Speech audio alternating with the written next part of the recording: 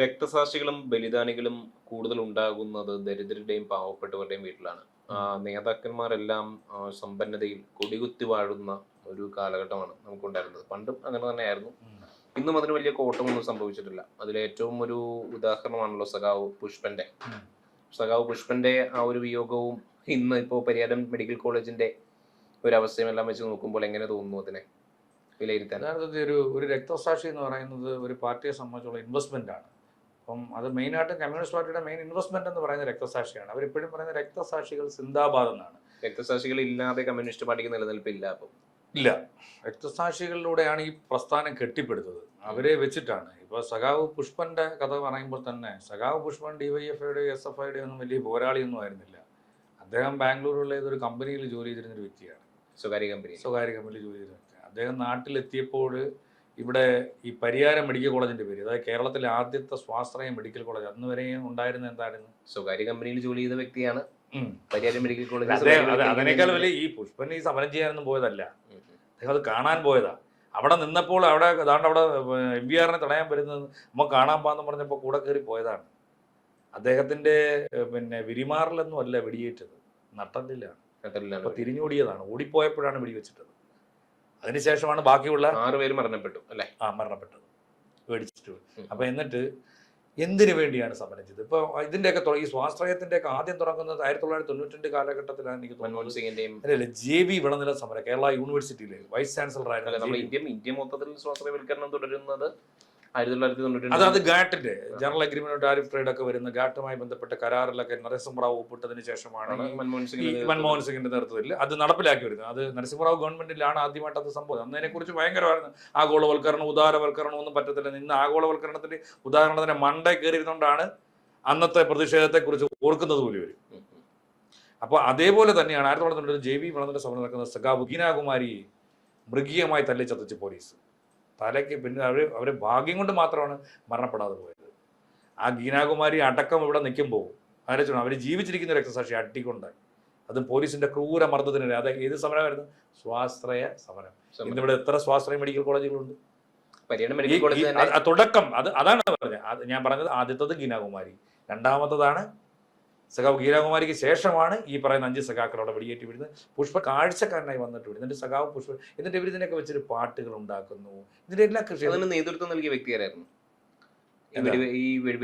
അതാണ് അത് ഏറ്റവും വലിയ പ്രധാനം. അന്ന് തലശ്ശേരി AS വരുന്ന ഇപ്പോഴത്തെ നമ്മുടെ DGP റാവഡ ചന്ദ്രശേഖർ അദ്ദേഹത്തെ DGP ആക്കുകയും ചെയ്തു.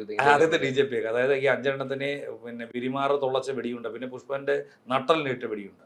എന്നിട്ട് ജീവച്ഛവമായിട്ട് ജീവിച്ചിരിക്കുന്ന രക്തസാക്ഷിയായിട്ട് വർഷങ്ങളോളം ജീവിച്ചു. 10-25 വർഷങ്ങൾക്ക് ശേഷം. ഇന്ന് 30 വർഷത്തോളം കിടന്നല്ലേ പുഷ്പൻ? 30 വർഷത്തോളം. എന്നിട്ട് അത് വെച്ചിട്ട് പിന്നെ പിരിവ്. 57-ാമത്തെ വയസ്സിലാണ് അദ്ദേഹം മരിക്കുന്നത് അല്ലേ?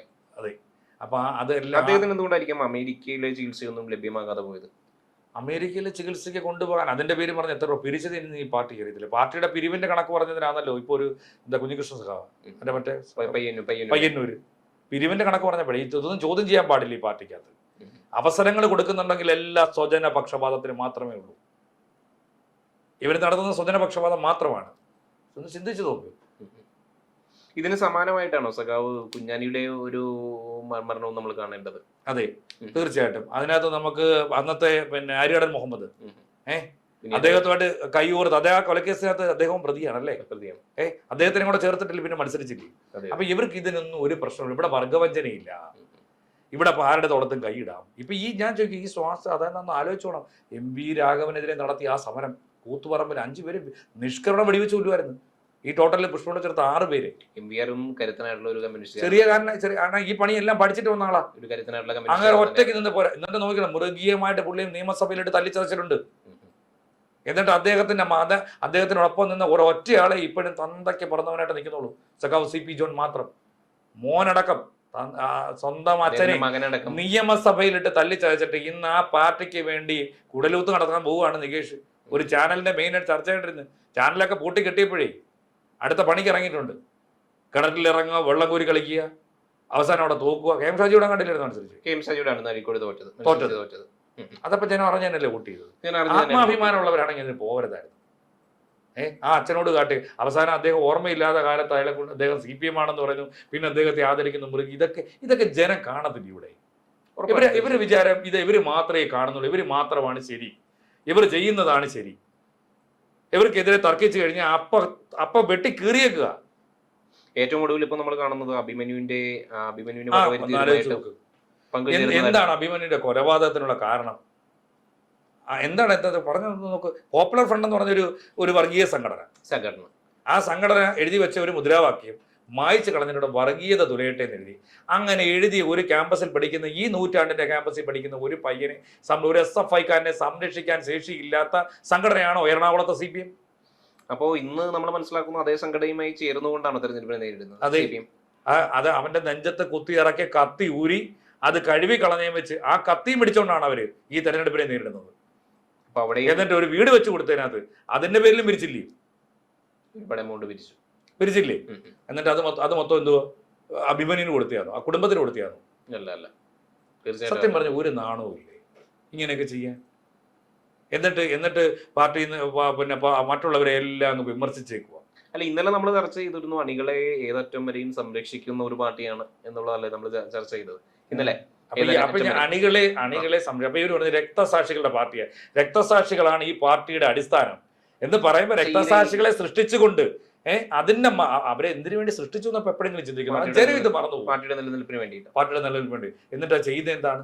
ഞാൻ പറഞ്ഞില്ലേ, സ്വാശ്രയ മെഡിക്കൽ കോളേജിന് വേണ്ടി തുടങ്ങിയ സമരം അവസാനം അതിനകത്ത് അവിടെ ഈ പറയുന്ന രക്തസാക്ഷികളെ സൃഷ്ടിച്ചതിന് ശേഷം പിന്നീട് അതിനോടൊപ്പം കൈകോർക്കുക. അതിന്റെ ഇപ്പൊ ആരാ പരിയാരം മെഡിക്കൽ കോളേജ് കൈകാര്യം ചെയ്യുന്നത്? ഈ പറയുന്ന അഭിമന്യുവിനെ കൊന്നതിനെ എപ്പോൾ നിൽക്കുന്ന ആരാ? ആര്യടനെ തോളത്ത് കേട്ടത് ആരാണ്? ഇതേ പാർട്ടി തന്നെയാണ്. അപ്പൊ നമ്മൾ ഇതൊക്കെ പറയുമ്പോഴത്തേക്ക് എല്ലാവരും പറയുന്ന ഒരു പൊതുവായിട്ടുള്ള ഒരു ചോദ്യമാണ്, ഇതിപ്പോ നേതാക്കൾക്കും ഇത്തരം തരത്തിലുള്ള ഈ നേതാക്കന്മാർക്കും നേതാക്കന്മാരായി വളർന്നു വന്നിട്ടുള്ളവർക്കും രൂക്ഷമായിട്ടുള്ള സാഹചര്യം അനുഭവിക്കേണ്ടി വന്നിട്ടുണ്ട്. VS അച്യുതാനന്ദന് പൂഞ്ഞാറ് വെച്ചിട്ട് ഉണ്ടായിട്ടുള്ള അനുഭവം, അതോടൊപ്പം തന്നെ പിണറായി വിജയന് ഉണ്ടായിട്ടുള്ള ലോക്കപ്പ് മർദ്ദനം, അദ്ദേഹം കരുണാകരന്റെ മുന്നില് നിന്നുകൊണ്ടാണ് അദ്ദേഹം ചോദ്യം ചെയ്തത്. അത് EP ജയരാജന്റെ കഴുത്തിൽ വെടിയുണ്ടകൾ ഇപ്പോഴും ഇരിപ്പുണ്ട്. അപ്പോ നമ്മുടെ P ജയരാജന്റെ പേരിൽ തിരുവോണ ദിവസമാണ് ആക്രമിച്ചത്. അപ്പൊ ഈ പറയുന്ന ഈ അക്രമങ്ങളും ഈ പറയുന്ന എല്ലാ രീതിയിലുള്ള അക്രമങ്ങളും എല്ലാം നേതാക്കന്മാർക്കും ഏറ്റുവാങ്ങിയിട്ടുണ്ട്. ഒരു തൊഴിലെടുക്കുന്ന ഇതൊരു തൊഴിലിടം. ഈ Marxist communist party of India, Marxist എന്ന് പറയുന്ന ഒരു തൊഴിലിടമാണ്. ആ തൊഴിലിടത്തിനകത്ത് തൊഴിൽ ചെയ്യുന്നതിന്റെ ഭാഗമായിട്ട് ചിലപ്പോൾ കയ്യോ കാലോ അങ്ങനെയൊക്കെ അറ്റുപോകുന്നു. അക്രമങ്ങൾ എന്ന് പറയുന്നത് ഈ തൊഴിലിടത്ത് സംഭവിക്കുന്നു. അക്രമങ്ങൾ എന്ന് പറയുന്നത് ബിസിനസ് അല്ലേ? ഒരർത്ഥത്തിൽ ഇത് നോക്കിക്കഴിഞ്ഞാൽ ഒരു ബിസിനസ്, നമ്മൾ എന്തെങ്കിലും ഒരു ഇൻവെസ്റ്റ്മെന്റ് നടത്തുന്നു, നമ്മളൊരു സംഭവം തുടങ്ങാൻ ഉദ്ദേശിക്കുന്നു, നമുക്ക് വേണ്ടുന്നത് കേരളത്തിന്റെ ഭരണമാണ്. അതിന് നമ്മൾക്ക് ഇൻവെസ്റ്റ്മെന്റ് എന്ത് വേണം? നമ്മുടെ കൂട്ടത്തിലുള്ള കുറെ ആളെ ആരെങ്കിലും ഒന്ന് കൊല്ലണം. കുറച്ച് പേരെ നിലനിർത്തി പോകുന്നുണ്ട്. കുറെ അക്രമങ്ങൾ ജീവിച്ച് അവരെ നമുക്ക് മുന്നിൽ നിർത്തി അങ്ങ് നേതാവാക്കിക്കുന്നു. ഞങ്ങൾ കുറച്ച് അണികളെ ഇങ്ങനെ സ്തുതി പാടാനുണ്ടാവും, കാര്യങ്ങളും ഉണ്ടാവും. എന്നിട്ട് എന്ത് ചെയ്യും? നമ്മൾ തെരഞ്ഞെടുപ്പുകളെ നേരിടും. ക്രൂരമായ മർദ്ദനത്തിനിരയായവർ, അവർക്ക് നേരെ വിരൽ ചൂണ്ടിയവർ, അവർക്കിടയിലൂടെ വടിവാടുകൾക്കിടയിൽ നടന്നുപോയവർ എന്നൊക്കെ പറഞ്ഞ് പ്രകസനം കൊടുത്ത് ബൂസ്റ്റപ്പ് ചെയ്ത് ഇപ്പൊ കണ്ടില്ലയോ? കേറി വാടാ മക്കളെ എന്ന് പറഞ്ഞില്ലയോ? ഇറങ്ങി പോടാന്ന് പറഞ്ഞവരെടുത്ത കേറി വാടാ മക്കൾ. അപ്പൊ ഞാൻ ഇപ്പൊ അതിനെ സ്വാഗതം ചെയ്തു. അതിനുവേണ്ടി ഒരു പെയ്ഡ് ആയിട്ട് സുജിത് ഭക്ത് എന്ന് പറഞ്ഞ ഒരു ബ്ലോഗറെ വിളിച്ചേ വെച്ച് അവ ആദ്യമേ പറയുന്നു, ഒരു നാടകം പറയുന്നു. എന്തുവാ അത്? എനിക്ക് അദ്ദേഹത്തെ ഭയങ്കര പേടിയാണ്, എന്നോട് കടക്ക് പുറത്തെന്ന് പറയില്ലല്ലോ. ഒന്നാം തരം നാടകം. കേരളത്തിൽ അങ്ങോളം ഇങ്ങോളം കോടിക്കണക്കിന് രൂപയ്ക്ക് സർക്കാരിന്റെ ചെലവ് എത്രയോ കോടി, ഈ 25 കോടി 50 കോടി ഒന്നും അല്ല കേട്ടോ, എല്ലാം 150 കോടിക്ക് മുകളിൽ പരസ്യം ചെയ്തുകൊണ്ട് ഒരു വലിയ രക്തസാക്ഷികൾ എന്ന് പറഞ്ഞാൽ ഇൻവെസ്റ്റ്മെന്റ് ആണ്. പിന്നെ ജീവിച്ചിരിക്കുന്ന രക്തസാക്ഷികൾ എന്ന് പറഞ്ഞാൽ അവരാണ് ഭരിക്കുന്നത്. ഇതിനപ്പുറത്തേക്ക് ഈ പാർട്ടി ഒന്നും ഈ നാടിന് വേണ്ടി ചെയ്യാനും ഉദ്ദേശിക്കുന്നില്ല, ഇനിയിട്ട് ചെയ്യത്തുമില്ല. ഇത് ഏറ്റവും ഒടുവിൽ നമ്മൾ കണ്ടുവരുന്നത് തലശ്ശേരി കലാപവുമായി ബന്ധപ്പെട്ടുകൊണ്ട് കുഞ്ഞിരാമനെയും ഇതുപോലെ തന്നെ രക്തസാക്ഷിയാക്കുന്ന ഒരു കാഴ്ചയാണോ കണ്ടത്? തീർച്ചയായിട്ടും. ഞാനത് പറഞ്ഞു വന്നു കഴിഞ്ഞാൽ ഓൾറെഡി ഞാൻ ഈ പറഞ്ഞതിനകത്ത് ഇതെല്ലാം ഉണ്ട്. കുഞ്ഞിരാമൻ ഇതിനല്ല എന്നൊരു തോന്നല്ല, അല്ല എന്ന് സ്ഥാപിക്കാൻ ഇവരെന്താ പറയാൻ? യഥാർത്ഥത്തിൽ കുഞ്ഞിരാമൻ മരിക്കുന്നത് കള്ളുഷാപ്പിലായിരുന്നു. അതെ, അത് പറയാൻ പറ്റൂ? അതപ്പോ അത് വേറെ ലെവലിൽ ചിന്തിക്കത്തില്ലയോ? സഖാവ് അവിടെ പോയി കള്ളു കുടിച്ച്, അപ്പൊ അത് പറയാൻ പാടില്ലല്ലോ. അത് തുറന്നു പറഞ്ഞത് പി ടി തോമസ് ആയിരുന്നു. അതുകൊണ്ട് അദ്ദേഹത്തിന് ഏറ്റവും കൂടുതൽ കല്ലെറിയേണ്ടി വന്നു. തുറന്നു പറഞ്ഞതിന്റെ പേരിൽ അദ്ദേഹത്തിന് ഏറ്റവും കൂടുതൽ കല്ലെറിയേക്കേണ്ടി വന്നു. അതുകൊണ്ട് അതിനൊന്നും ഇവര് ആരെയും ഉപദ്രവിക്കും, ആരെയും ചോദ്യം ചെയ്യും, അവർക്കെതിരെ വരരുത്.